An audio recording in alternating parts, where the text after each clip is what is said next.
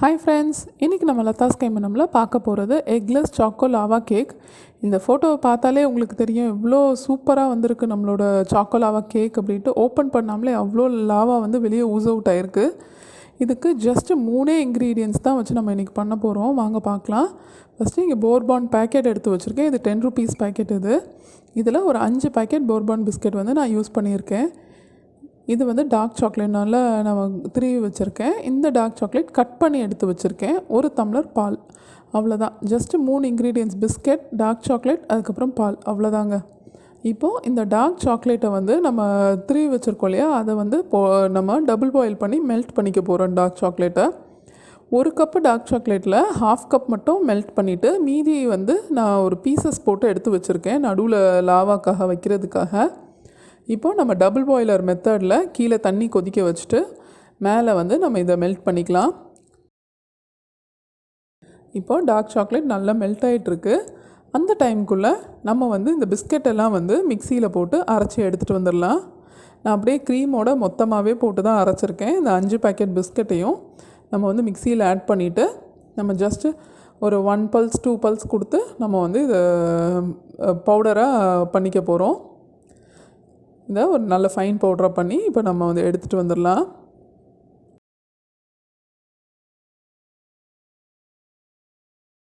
இப்போ பார்த்திங்கன்னா நம்மளோட பிஸ்கட் பவுடர் வந்து இங்கே ரெடியாக இருக்குது. இந்தளவு நல்லா ஃபைனாக அரைச்சிருக்கு. இந்த மாதிரி இந்த கன்சிஸ்டன்சியில் இருக்கணும் நமக்கு. இப்போ நம்மளோட டார்க் சாக்லேட் வந்து நல்லா மெல்ட் ஆகிட்டுருக்கு. நம்ம வந்து டார்க் சாக்லேட்டு டைரெக்டாக மெல்ட் பண்ணோன்னா அது வந்து பேர்ன் ஆகிடும். ஸோ அதனால தான் வந்து நம்ம டபுள் பாய்லர் மெத்தடில் எப்போவுமே பண்ணுறது. இது கூட நம்ம வந்து எடுத்து வச்சுருக்க பாலில் ஒரு 1/2 கப் பால் மட்டும் இப்போ நம்ம ஆட் பண்ணிக்கலாம். ஆட் பண்ணி அந்த சாக்லேட்டையும் மில்க்கையும் நல்லா மிக்ஸ் பண்ணி விட்டுடலாம். நல்லா ஃபஸ்ட்டு கொஞ்சம் கட்டி ஆற மாதிரி இருக்கும். ஆனால் அப்புறம் நீங்கள் நல்லா மிக்ஸ் பண்ணிங்கன்னா எல்லாமே வந்து நல்லா க்ரீமி ஆகிடும். நம்மளோட டெக்ஸ்சர் நல்லா மிக்ஸ் பண்ணிவிட்டு நல்லா க்ரீமியான டெக்ஸ்சர் வந்த பிறகு நம்ம வந்து இதை நம்ம டபுள் பாய்லர்லேருந்து எடுத்துடலாம். இப்போ நம்மளோட டார்க் சாக்லேட் மிக்ஸ்சர் நான் இங்கே எடுத்து வச்சுருக்கேன். இந்த அளவு நமக்கு வந்து ஆட் பண்ணி க்ரீமியாக இருக்குது. இது கூட வந்து நம்ம அரைச்சி வச்சுருக்க பிஸ்கட் பவுடர் கொஞ்சம் கொஞ்சமாக ஆட் பண்ணிக்கலாம். நான் இன்றைக்கி 3 பேட்சஸில் கொஞ்சம் கொஞ்சமாக ஆட் பண்ணி நல்லா க்ரீம் பண்ணிக்கலாம்.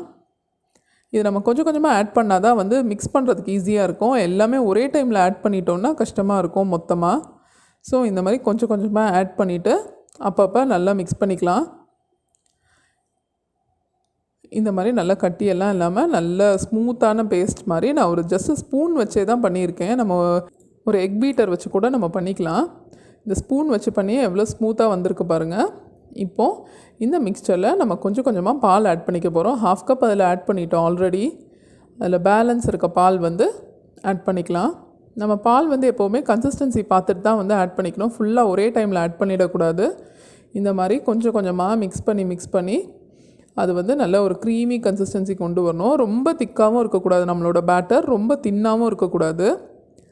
இந்த சாக்கோலாவா எக்லெஸ் கேக் பார்த்திங்கன்னா ரொம்ப சிம்பிள். ஜஸ்ட்டு நம்ம பேக்கிங் டைம் வந்து ரொம்ப ஈஸியான ஒரு 6 to 7 minutesலேயே நம்மளோட கேக் ரெடி ஆகிடும்.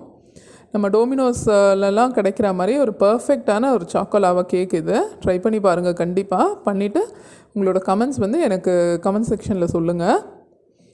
இப்போ பார்த்திங்கன்னா இதில் வந்து நம்ம மோல்ஸில் வந்து ஊற்றிக்கலாம். நம்ம சின்ன சின்ன கப் கேக் மோல்ஸ் வச்சுருப்போம் இல்லையா, அதில் வந்து ஊற்றிக்கலாம். இப்போ இந்த மோலில் ஒரு 3/4 மட்டும் நம்ம ஊற்றிட்டு நம்ம piece of dark chocolate cut பண்ணி வச்சுருக்கோம் இல்லையா, அதை ஒரு பீஸ் அப்படியே உள்ளே எடுத்து வச்சுட்டு அதை கவர் பண்ணுற மாதிரி மேலே லைட்டாக ஊற்றிக்கலாம்.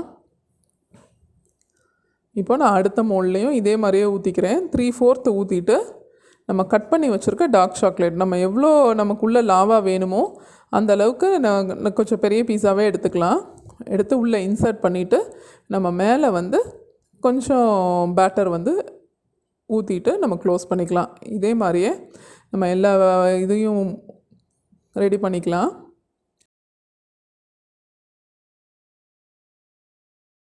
இப்போது இதை வந்து நம்ம பேக் பண்ணிடலாம். நம்ம அவனை வந்து ஒரு 200 degree Celsiusக்கு ப்ரீஹீட் பண்ணி வச்சுக்கணும். ப்ரீஹீட் பண்ண அவனில் நம்ம இப்போ இந்த ஊற்றின கப் கேக் மோல்ஸ் எல்லாம் உள்ளே வைக்கிறோம். வச்சுட்டு ஜஸ்ட்டு ஒரு எனக்கு இன்றைக்கி வந்து 7 மினிட்ஸ் ஆச்சு கரெக்டாக இந்த கேக் குக் ஆகிறதுக்கு. அவங்கவுங்க அவனை பொறுத்தது இது. ஆனால் ரொம்ப ஓவர் குக் பண்ணிடாதீங்க. ஓவர் குக் பண்ணிட்டீங்கன்னா உங்களுக்கு வந்து அந்த லாவா வந்து கேக் மாதிரியே சொலிடிஃபை ஆகிடும் உங்களுக்கு. இப்போ பார்த்தீங்கன்னா பர்ஃபெக்டாக இருக்குது நம்மளோட சாக்கோலாவா கேக். மேலெல்லாம் நல்ல கேக் மாதிரியே வெந்திருக்கு. உள்ளே வந்து அந்த லாவா கரெக்டாக இருக்கும். எனக்கு வந்து இந்த சைஸ் கப் கேக்குக்கு வந்து நமக்கு எனக்கு 7 மினிட்ஸ் ஆச்சு.